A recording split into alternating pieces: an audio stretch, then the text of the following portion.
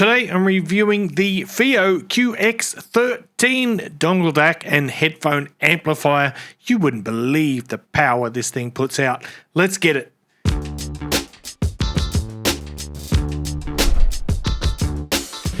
What's cracking, audio fans? It's David here from Prime Audio Reviews. Here is the FiiO QX13. Now, if you are familiar with FiiO, you'll know that they are always on the leading edge when it comes to technology and features. And so here we have a dongle DAC. You might be thinking, yeah, just another dongle DAC. Come on, there are so many out there. This one does things very differently. But first, let me tell you the price. So the price is $219, and you might be thinking, wow, that is pretty expensive for a dongle DAC. But like I said, this does things differently. It is not your straight up little plug-in device. It does a lot more than that. But first, let's have a quick look at the exterior. So, yep, that's it. Just like that, pretty nice. But when you turn it around, oh, hello, carbon fiber. There's up to 21 layers of carbon fiber making up the chassis of this unit. And there's a couple of reasons for that. One is for strength and robustness. The other is for heat management, because carbon fiber is very good at dissipating heat. And it feels really nice in the hand. By the way, this thing is so light. I think from memory it's like 33 grams, something ridiculous like that. Super lightweight. Let's start with the front. Here we have a 1.9 or 1.99 inch IPS color display, which looks amazing. I'll show you that in a moment. Down here we've got our playback buttons. So you got a play pause button here and volume up and volume down. This one here, a long press, will also take you into the system menu, and then you can navigate with the plus and minus buttons. But if you are not happy with that button layout, there are actually three different layouts. You can change these buttons to, for example, skip track and go to previous track. But I'm getting a bit ahead of myself, so let's have a look here. On the bottom, you've got a USB Type-C data port. That's, where you get your data and power from. But there's also another USB-C port on the side, and this is for additional power input, so you can enable desktop mode. And desktop mode is enabled via this little switch on the side here, and what that does is gives you the full power available of the QX13, which is an insane 900 milliwatts. Yes, you heard that right, 900 milliwatts in desktop mode. That is, look, for example, look at the size difference of these two things. This one is like 120 milliwatts, I think, from memory. But even in when you're not in desktop mode, the output power is 650 milliwatts, which is still insanely high. But to enable that desktop mode, you do need to have an additional power source plugged into the side. You can use something like this, which is the FiiO eStick. It's like a little power bank. But I'm not done with the chassis yet. So here on the top, we've got 3.5 millimeter output. Now this can also be used as a digital output. So you can use the QX13 as a pure digital transport if you want to use it with a different, really high-end DAC or something. And then of course the 4.4 millimeter balance output there. I also want to mention this lovely case. It comes with, I'm not sure if it's faux leather or genuine leather, but it's a really nice little case. It's got all cutouts in the right places, but I'm not going to put it all the way in right now because it's quite difficult to get out. But this case also has magnets built into the back. So if you've got an iPhone, for example, you can use the MagSafe. It'll just sort of stick on there like that. Or if you've got an Android phone with a MagSafe compatible case, it'll stick there too. If you don't, however, there is a little circular adhesive magnet that comes in the box, so you can actually stick that onto the device here and stick it onto your phone that way. Anyway, I don't want to get too distracted with that. I'm going to plug this in and show you the lovely display. And there it is, voila.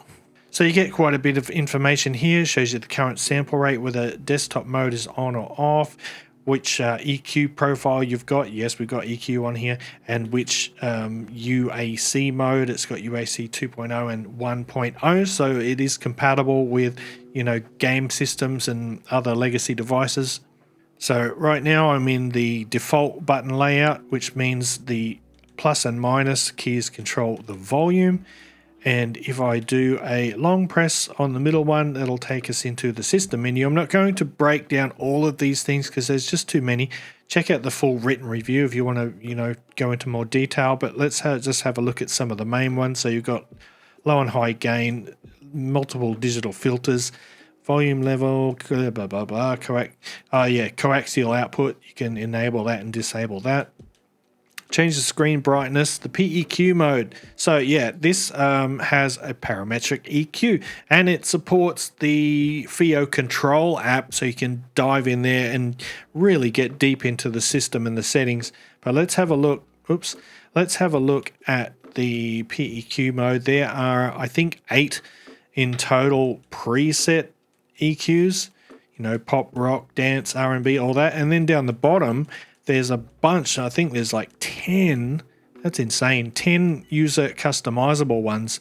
So you can really tweak the sound drastically, and even more so if you jump into the app. I leave it off because, well, I'm not going to go into that now. I leave the EQ off.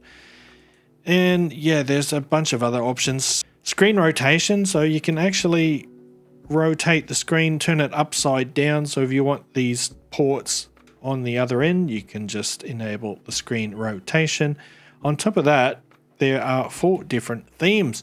Now, the one you're seeing now is theme 1, the default one. Theme 2 is in landscape mode, as is theme 4, but theme 3 is just a different color. It sort of gives you this orange. Let's go back to the main screen to show you.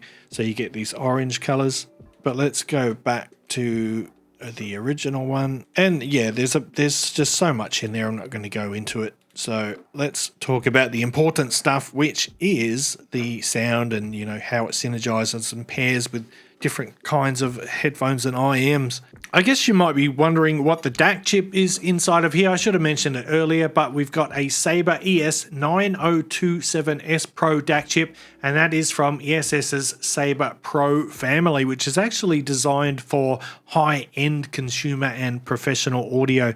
I don't recall seeing that DAC chip in another dongle. So that, in conjunction with the XMOS XU316 USB interface, gives you sampling rate up to PCM 32-bit 768 kilohertz and native DSD 512, which is insane. But enough with all that, let's talk about the sound. So remember, I'm talking about the default state without any EQ, and in that setting, the QX13, to my ears at least, has a slightly warm but a balanced sound. It doesn't go for like an ultra detailed or clinical presentation, but it has a fuller and more musical sound signature. So it's particularly good for long listening sessions, or if you just want something that is not too aggressive.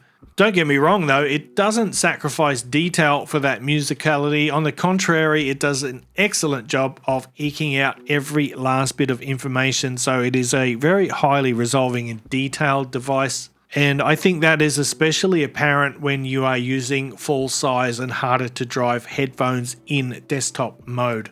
It's that extra clean power that you get that seems to bring out the best in, you know, full size headphones, where a lot of dongle DACs and even a lot of dedicated desktop units like this one here don't have the same level of voltage on tap. And what all that available power does, it translates directly into control and dynamic headroom. So as a result, the bass response is really tight. It doesn't have any muddiness and bloom, and macro dynamics are visceral, physical, and impactful. The sound is never compressed. And furthermore, that extra control and clarity also helps with the sense of space that you get. So thanks to that generous power output, all those subtle details and background layers come through with better instrument separation, and that makes the sound stage feel wider and more open. Instruments are easier to pinpoint within that sound stage, and there is a really clean sense of air between all the elements in your music that gives the music a more three-dimensional feel. And remember, you can drastically change that default sound signature via the parametric EQ, which is just almost limitless. So long story short, it sounds amazing, and it can drive just about any headphones you can imagine. Another thing that I forgot to mention with the e-stick here is not necessarily only to enable desktop mode, but just if you have the e-stick or a power bank, then it doesn't draw power from your source, which is especially important if you are plugging this into your smartphone. So with the e-stick connected, it'll draw noticeably less power from your phone. Now, I'm not going to delve into specific pairings or anything in this video, but if you want some, go and check out the written review. There is a link in the description below. I'm going to wrap it up there by saying that the FiiO QX13, this thing is unbelievable. It can literally replace a lot of desktop dedicated units.